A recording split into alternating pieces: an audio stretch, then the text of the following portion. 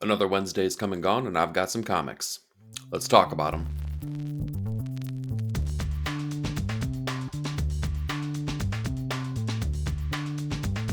Hey, welcome to 9 Panel Grid. This week, we've seen a mysterious machination, an adamantium laced trip back to the 80s, and a fondue party gone wrong. But we're going to kick things off this week with G.I. Joe, A Real American Hero, The Duke Special, #1, written and drawn by Wes Craig. So this is another installment of our silent issues, the homages to the great G.I. Joe Real American Hero #21, the Snake Eye silent issue. And each one has really developed and really kind of shown a really special time and place for these comic books. And they've picked the best creators to really push these silent issues forward and show just how special the visual medium of comic books are. This issue, we have Wes Craig, and he does a fantastic job. All of the images and the storytelling pace is really bold and exciting, and I feel like he wears his influences on his sleeve for everything that they're trying to convey with this issue. Is really action packed. This feels like the Duke kind of issue that you would absolutely want to get, whether it had narrative or words or not. This is a really special issue. It's arguably probably one of my favorite issues that the silent issues have really kind of given us so far. And it really kind of boils down to Wes Craig. I feel like Wes Craig as a creator really understands the way that visual storytelling needs to go. He controls the pace. He can make things move really quickly. He can slow things down when need be. This issue being that it's action packed and it's kind of all a story about Duke infiltrating a Cobra facility. It was just nonstop action the entire way. The way that they structure some panel layouts, whether they're cinematic and really widescreen, or if they need to show really kind of big action scenes here, they take up the full page, or sometimes they have vertical panels here, particularly when there's a waterfall scene that takes place. Really fantastic stuff. I was so pleasantly surprised by every single one of these silent issues. I feel like this puts a wonderful end cap on every single one of them. Being that it was the fifth Wednesday, it was a little bit light on the pull list here, so we're going to include a couple Kickstarter books that just released this month as well, starting off with Destroying Angels Lumen #1, written and drawn by Tony McMillan. This was a really awesome introduction to the sequel series of Lumen that Tony McMillan had put out a couple years ago. And I really like the fact that they are developing this in a way that kind of honors it as a sequel, but also is a great jumping on point for new readers. It is something that you don't necessarily have to have an understanding of the original series to really kind of know and love and kind of pick up the pieces and see where it's going to go. This issue, it's all around this dystopian world where basically the sun has been blotted out, the world is enveloped into darkness, and they use Lumen as a power source that can power their suits, their weapons, the super heroic things. And I feel like Tony really does a great job of, same thing I was talking about with Wes Craig, wearing his influences on his sleeve. This feels like a love letter to Frank Miller and The Dark Knight Rises, not necessarily the storytelling aspects, but really, really leaning heavily into the visuals of that. In particular, there is a villainous group here that look like they were definitely ripped out of the pages there of the mutants that we got in The Dark Knight Returns. Really fantastic stuff, really kinetic artwork. If you like, I guess, sketchy styles that kind of keep the page ever flowing, you're going to love Tony's work. It's really fantastic. If you haven't caught it already, we actually did an interview with Tony McMillan over on Comic Culture's channel, so go ahead and check that out here as well. But overall, Destroying Angels Lumen, the first issue just released here this month here. If you didn't catch the Kickstarter, make sure you're following Tony on socials here so you can pick up every other issue that comes out. For our second Kickstarter book, let's talk Frankie Boy Monster #4, written by Morgan Herron with artwork by Jorge Pena. So, Frankie Boy Monster is being released by Cosmic Lion, but the initial, I guess, release of these issues are coming through his Kickstarter campaign that just recently ended, and we just got the issues now. And it's the story of, it's the Frankenstein monster kind of story, but told through the lens of a teenager, if Frankenstein were a teenager, who has kind of a wacky mad scientist type of father figure that's caring for him. And it's his interactions with all the greater universal monster archetypes, not necessarily those particular characters, but the archetypes around them. So we have a vampiric character, mummy character, all those different kind of things, werewolf character, and each issue has really kind of shown the relationship aspect for those people. And issue 4 introduces the origin story of our vampire character and how he came to be, and some of the trappings that he fell into as he became a vampire and then befriended Frankie Boy Monster. This is the first issue that Morgan didn't take full artistic duty on, but I think that it's really, really cool because he still got to do the first initial pages and the end cap of the issue to kind of show his stylings in there, while Jorge took the vast majority of the middle part of the issue. And I think that both artistic styles here definitely mesh with each other, and it made for a compelling issue. It was really fun, light, whimsical kind of stuff here that still kind of leaned into the horrific stuff of, the monsters that you kind of know and love from those Universal properties. So overall, I'm really enjoying this. Again, Frankie Boy Monster is available at Cosmic Lion for all of the issues that are going to be released here. So if you're going to play catch up on this, make sure to check those out. Next up, we have The Seasons number 4, written by Rick Remender with artwork by Paul Azaceta. This one really is like just continues to grow and develop as each and every issue kind of goes on, and we get kind of a story that really we get to spend a lot of time with the sister Summer of the Season's sisters, and we kind of see a little bit of the background of the nature of this circus that's come into town.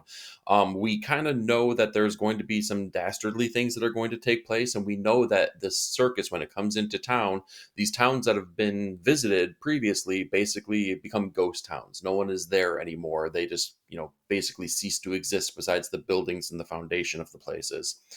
And we're going to now start to see kind of maybe what that means as, our main character, our main sister, has started to investigate a little bit, and we get a little backstory about maybe some Egyptian mythology and maybe some of the things that are going to be shown to see how the circus works in this world.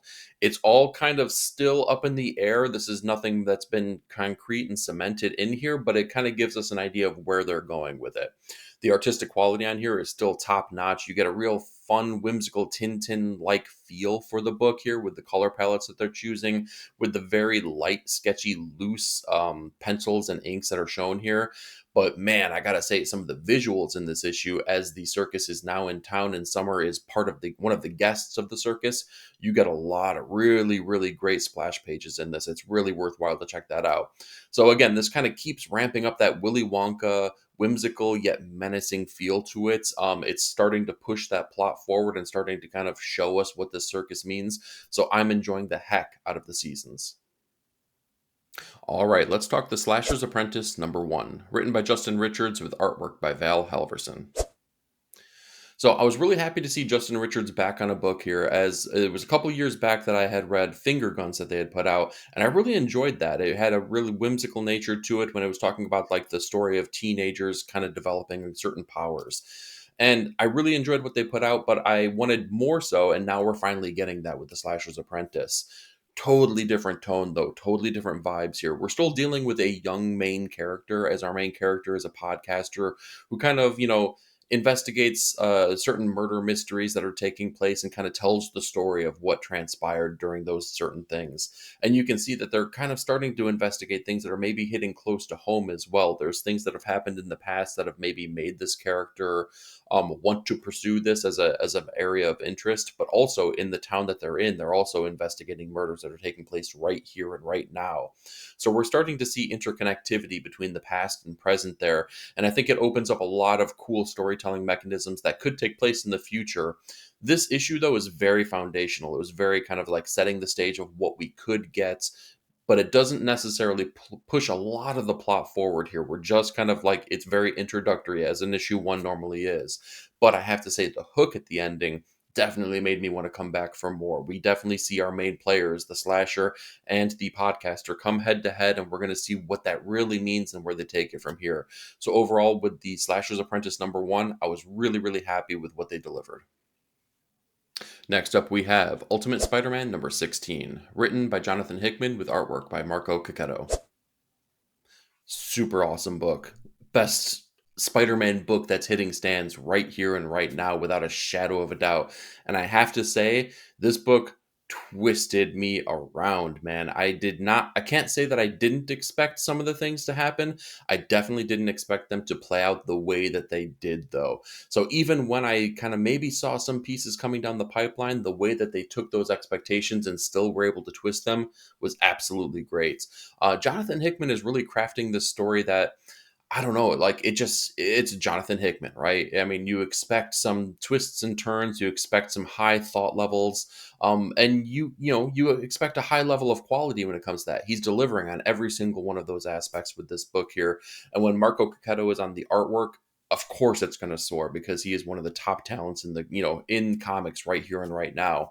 I love the way that they were able to take Cacchetto's artwork and basically go back in time and really revisit times in the past and reconceptualize them. And it was really cool also seeing that he did so on issues where they had a fill-in artist, Dave Messina, actually do the original artwork. So we got Cacchetto's artwork. He kind of takes those panels and those scenes, and we get to see his style on them, even though it wasn't originally him that was doing them previously.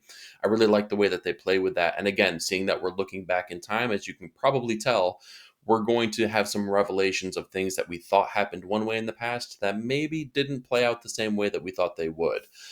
This is not a Peter centric issue, though. I can say that much. I don't want to say too much more without spoiling things, but I will say you don't get a lot of Spider Man. You get a lot of revelations of the time that we've spent here over the previous 15 issues within Ultimate Spider Man, though. So definitely check this out. If you're not picking this up, play catch up on it. Is definitely, like I said, the worthwhile issue, a worthwhile series, and the best Spider-Man series that are on stands. All right, let's talk Wolverine and Kitty Pryde #1, written by Chris Claremont with artwork by Damian Cusiero. So this is basically a spiritual sequel series to the Kitty Pryde and Wolverine series that we got in the 80s. And what takes place in that series is that Kitty Pryde goes to Japan to follow her father and ends up getting kidnapped, kind of brainwashed, kind also trained by Ogun, the samurai master, who basically was one of the people who trained Logan in the past. So now what's happening with the sequel series is it kind of comes right off of the heels of that. They're still in Japan. It's still those characters. Kitty Pryde is still a very young character. And basically it's kind of Logan taking on what he sees has already happened. The training is already there. Kitty Pryde was turned into an assassin for all intents and purposes, and he now sees, hey, for the betterment of the X-Men, for the betterment of humanity and mutants, if we can kind of harness this power that Kitty now has, but also kind of allow her to retain her ownership of her mentality, well, we need to lean into that. We need to train this individual. All the while, though, you still kind of need to lean back and say, this is a kid still. So we have to kind of balance that and make sure that we're doing the right thing for this person, knowing that she has these powers and abilities now. Chris Claremont, for all, I mean, what you get with his writing here is, everything that was great and everything you loved about Uncanny X-Men and all the characters that he wrote in the 80s. It's also all of the negative things as well, especially when you compare it to modern day comics. I think that he does a good job at kind of like leaning back on the exposition. It still does get very exposition heavy, and there's a lot of words in this book.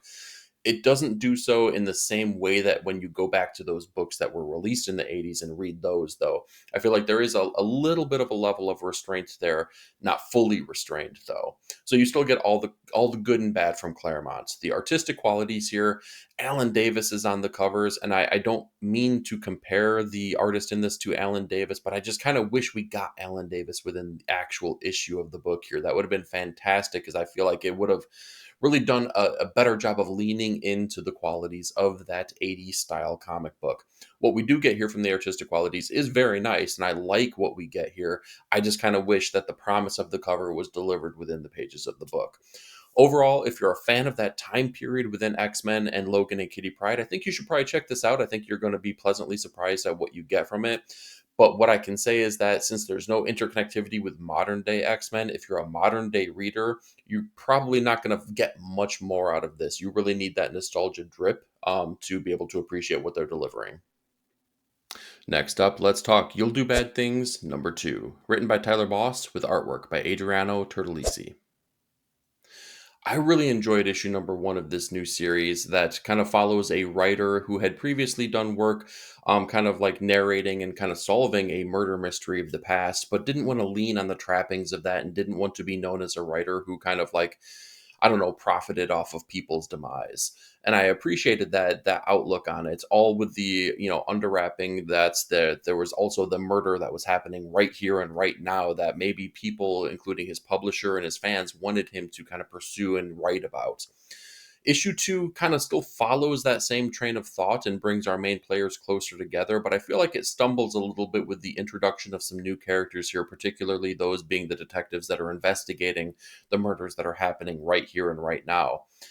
There's really cool things that are happening here, though. I still feel like the color palette on this book is fantastic, and it really makes it visually enticing to kind of go page to page, panel to panel.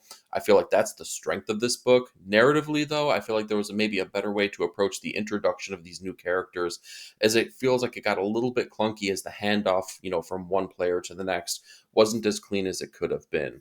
I did enjoy issue number 1 more than I had enjoyed issue number 2, but I'm definitely still along for the ride. I still want to see basically what it means for this writer character and what it means for the murderer that they're investigating in this book, and how those, we still don't basically know what those two people are doing at the same time. There's a mysterious aspect to it, and it almost feels like there could be a Fight Club type aspect to it as well. Maybe there are different personalities at play here. Time will tell on that. We need more issues for it. As far as issue number 2, it pushes the plot forward, but I feel like it could have been done so maybe in a little bit more of an effective manner. For my runner-up pick of the week, let's talk Lost Fantasy number 1, written by Kurt Pierres with artwork by Luca Casalangueda. I've been waiting for this book for a long time now, as I was a big fan of what Kurt Pierres did previously, particularly with some of his Comixology originals that had been released, like Money and Heist, but also Indigo Children that came out from Image just a couple years back. So I've been kind of like really excited to see what the new outing was going to be, and this was really, really awesome. We kind of get a melding of different genres here, as it kind of leans on some of the high fantasy qualities of books here when it comes to magical characters, mythological characters, if you will, trolls, ogres, and we have the hunters, the elves, all those kind of things. And again, magic. Magic needs to take place here, but it's all under the trappings of a present real world day detective, almost like an LA Law type of thing, or Law and Order type of storyline. So what we're delivered here is that basically way in the past there was an earthquake that occurred, and actually they kind of reconceptualize real life things here. The earthquake in San Francisco, and what we come to see is that basically a lot of these natural disasters that are occurring, they're kind of covered up here, that they were actually occurring based on portals that were opening up from this magical realm that were allowing some of these creatures to come out and wreak havoc. But what we also see is that where those magical creatures came from, there were also heroes that came through those portals as well, that were helping to vanquish these villainous people that came through and caused all this damage. So throughout history here, we can see that presidents and these creatures basically kind of formed an alliance where they were able to kind of remain in this realm and kind of have this back and forth here. They would be compensated for what they did, as long as they helped kind of keep these creatures at bay and didn't allow these things to happen. So we build on those alliances. As we jump to present day, now we can see that alliance is kind of like commonplace, and we can see some of these magical characters are just like, they're out there, they're being investigated, still kind of being held at arm's length, and the greater populace doesn't know of their existence, but they've definitely become ingrained with kind of the inner workings of some of the organizations that we know of, such as the FBI. So our main player basically has these magical abilities and is almost like a chosen one type of trope character, that has kind of fallen on hard times, though. Maybe they're leaning away from the destiny that they should be leaning into, and they're investigating some of the magical things that have been occurring here, particularly one that involves a car accident and a woman that's in a coma right now. Artistic qualities here are really great. I really love the sparseness of the work that's put in place here. It's very minimalistic, if you will, but it really leans into some of the books that we've seen previously, such as Indigo Children. So I really love the artistic quality that's brought in here. We don't get, this was a giant size issue, so we definitely get like a double size, if you will, amount of the storyline that takes place. And I think that this issue needed it, to build on that foundation and tell all the history that we needed to kind of like get in the headspace of our main character a little bit. Lost Fantasy it just sets the stage. It sets the stage in a really great way, where I'm really excited to follow this character, see where they go, and see where this narrative is going to take us. Because again, we don't get enough high fantasy in our lives right here and right now within comics, within TV, movies, so on and so forth.